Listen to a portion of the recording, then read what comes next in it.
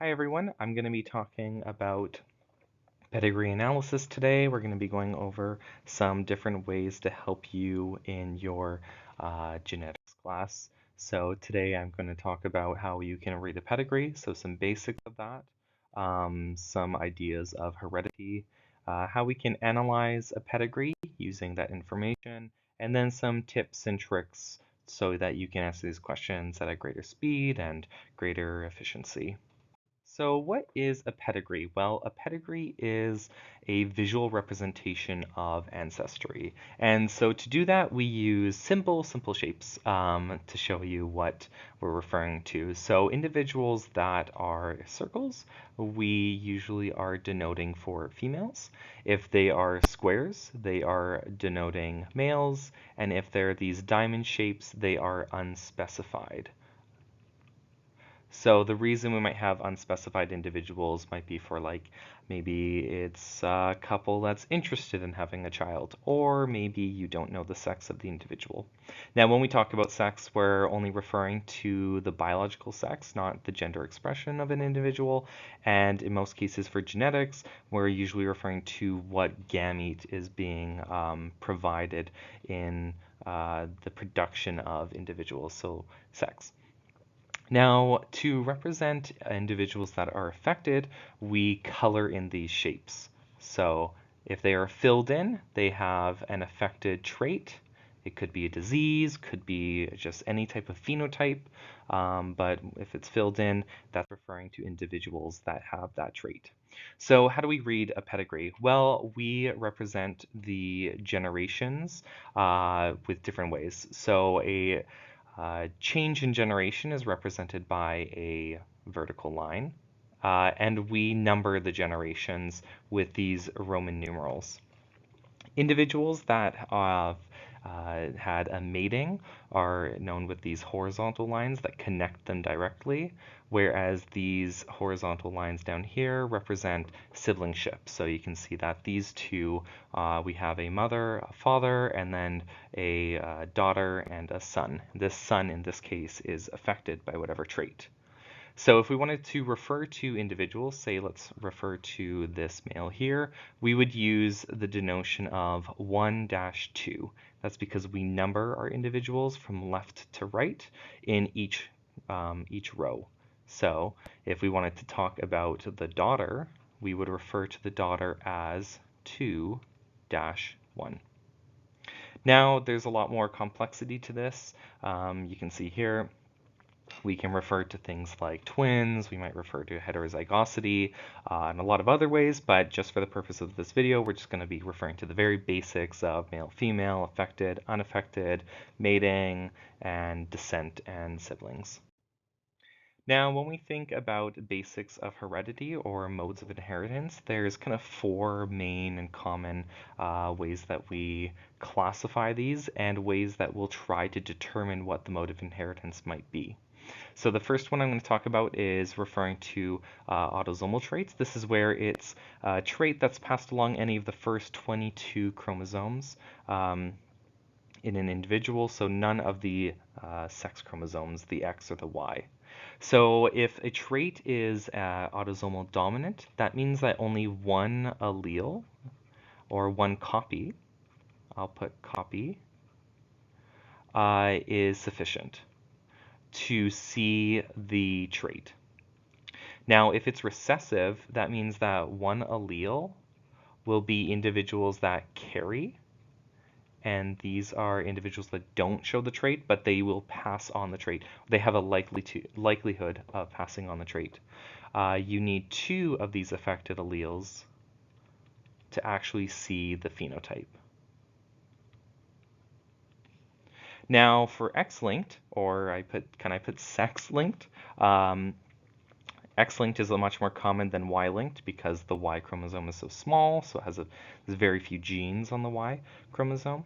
X-linked is a lot more common, and so if we think about X-linked dominant, that's where it's the same thing, where only one copy is sufficient. And the caveat to that is that males who are XY can only pass on one copy. So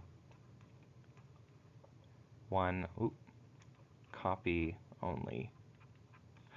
In the case of recessive, we're looking at the same sort of scenario as autosomal recessive, except males are always affected if they carry the trait, the allele. That's because they only have one X chromosome, so if they carry that allele, one copy is sufficient. Females, on the other hand, can be carriers.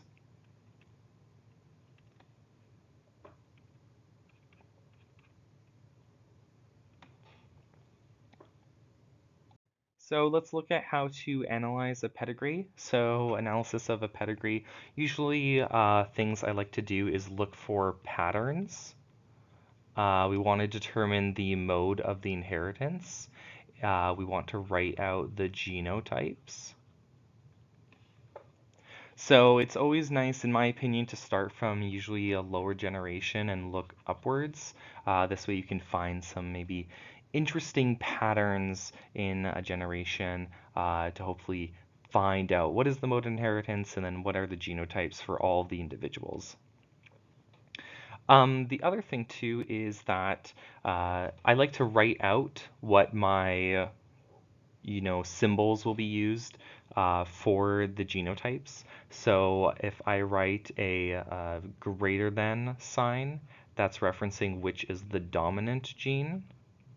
Dominant recessive is a relationship. Dominance is a relationship between two alleles. So in this case, big A is dominant over little a. And I may say that little a is the affected trait or disease. Okay, so here are some tips. Just some, common patterns you'll find if we see unaffected parents from an affected offspring. So we see this individual here, they're affected. We go up their generation, we see, oh, both their parents are unaffected. This has to be recessive. That means that these two individuals are carrying alleles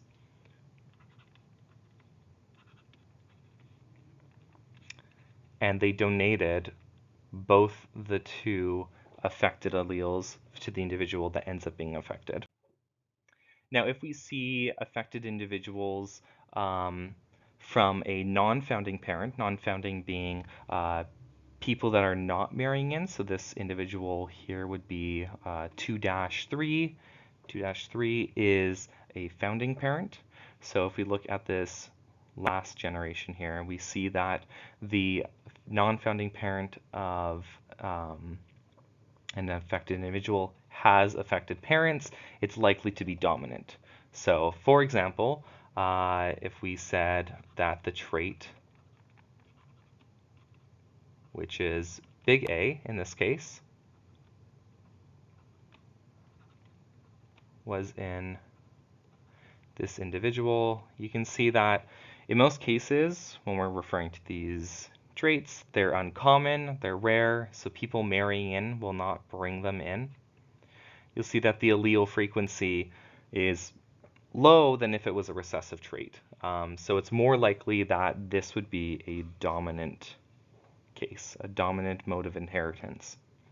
The other note to point out is that you won't see any skipping of generations. If this wasn't filled in, 2-2 was not filled in, that would indicate some sort of recessiveness for the trait, but it has to be dominant because one of the examples is that you're not seeing any sort of skipping in a generation. So these are kind of hints, not necessarily proof, but the combination of them makes it more probable. If we look at affected males in this last generation, for example, if you see only affected males, that might suggest X linkage, especially when we're thinking about X-linked recessive. We can prove the likelihood of an X-linked recessive mode of inheritance when the affected son, like 3-1, has a non-founding parent that is female. So if it was X-linked recessive, if this father was carrying the allele they would be displaying it. So here we'll draw out my symbols, and you'll see that that means this mother has to be carrying to pass on the allele.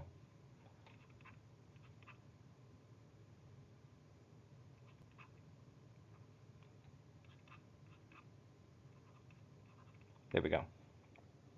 So this grandfather up here actually is what gave the mother the affected allele. Now, X-linked dominance can be a little more tricky. It requires more information. Just some information that's similar to dominance is that all sexes are affected, no generations are being skipped, and that's referring to generations that have been affected. So if we were looking at a pedigree and if the pedigree, say, came down to here, we wouldn't really say that, oh, this generation isn't affected. It's that each generation has at least one affected individual to prove that, it may be dominance. One thing to point out for X-linked dominance is that all daughters are affected from an affected father. So if you have an affected father, that means that all the daughters will be affected because one of those X alleles in the daughters will have come from the father.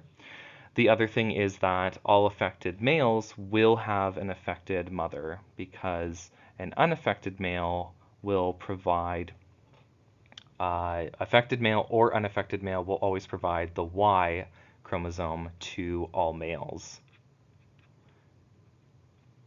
So let's write big A or little a being the trait, and it's X-linked. So here I'll write big A, little a, big A, little a, and then big A.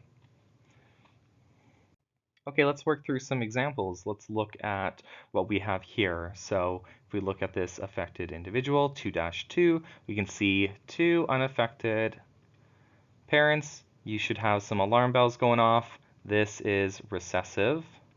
Okay, now let's figure out, is it X-linked or is it autosomal? Well, we have a female here. This female is being affected by a recessive trait. Now, if it was a recessive trait, that means that both parents would have to pass on a little a.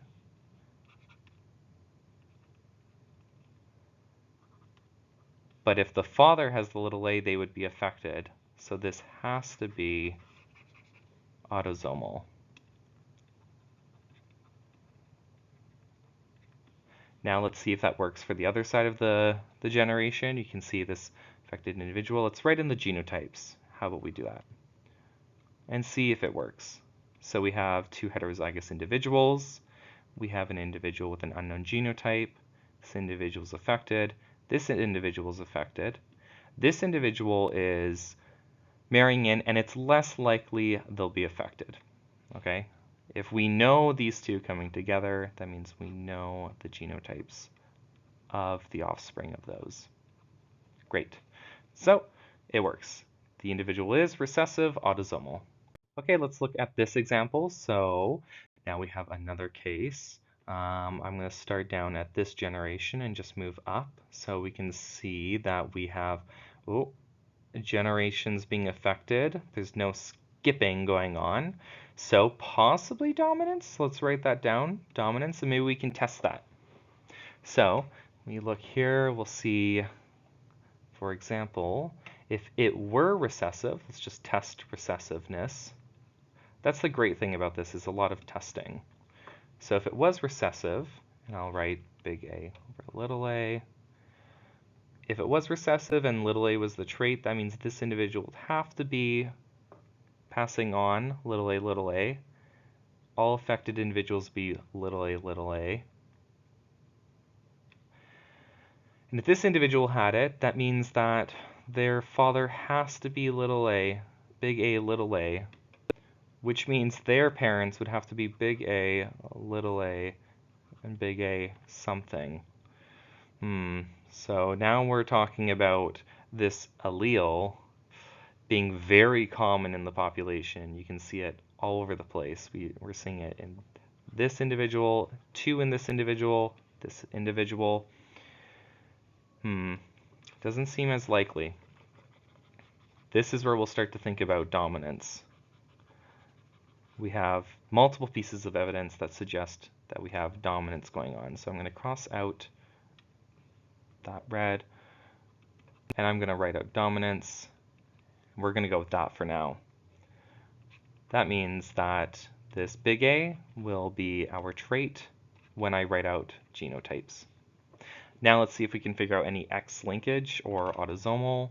Well, we can see we have an affected male here. And if it's dominant, that means that one of their X chromosomes has to come from the mother, but the mother's unaffected. Okay, so it can't be X-linked dominance. It must be autosomal dominance. Okay, here's my last example. We have individuals being affected. Oh, look at this. We have an unspecified individual down here. Maybe they're planning on having a kid. Who knows? Either way, we don't know.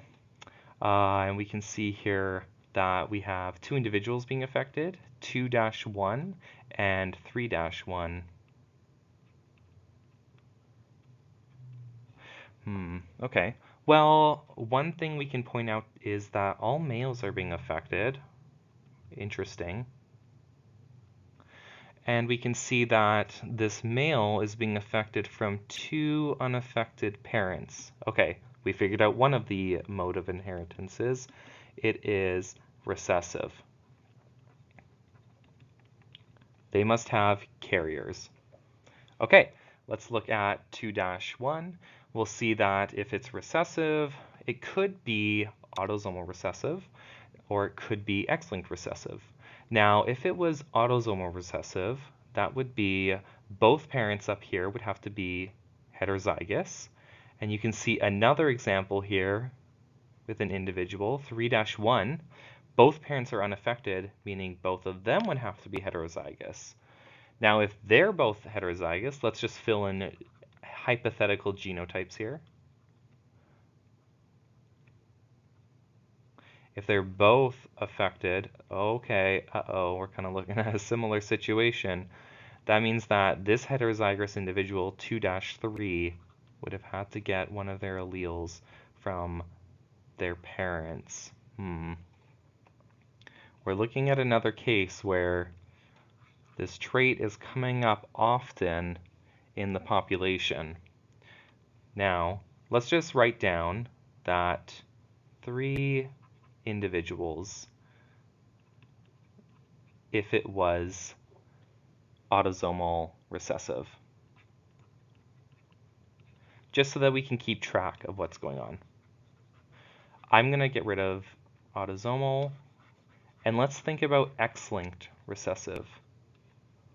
Okay, so if it was X-linked recessive, now this might make sense. We have a female here, the mother, which is carrying the trait. We already determined it as recessive. That means the father here is unaffected. Okay, this makes sense. This son here received their X allele from their mother. And this mother would have passed one of their alleles, one of which may be a carrier, to this son down here. That means that this male could be unaffected, which means both parents up here could be unaffected. Now we only have one individual where they were carrying. That's if we did X-linked.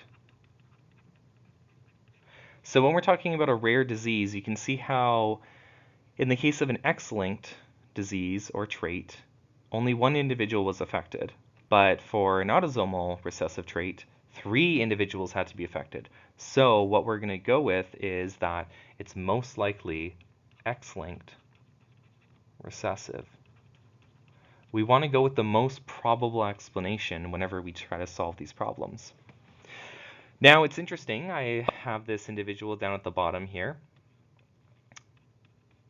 and we have this one here.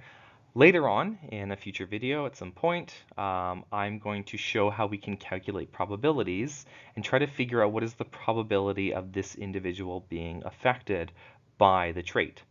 So don't forget to subscribe. Thank you for watching. It's going to help my channel grow. I'm trying to get a genetics channel going. So all the support is appreciated.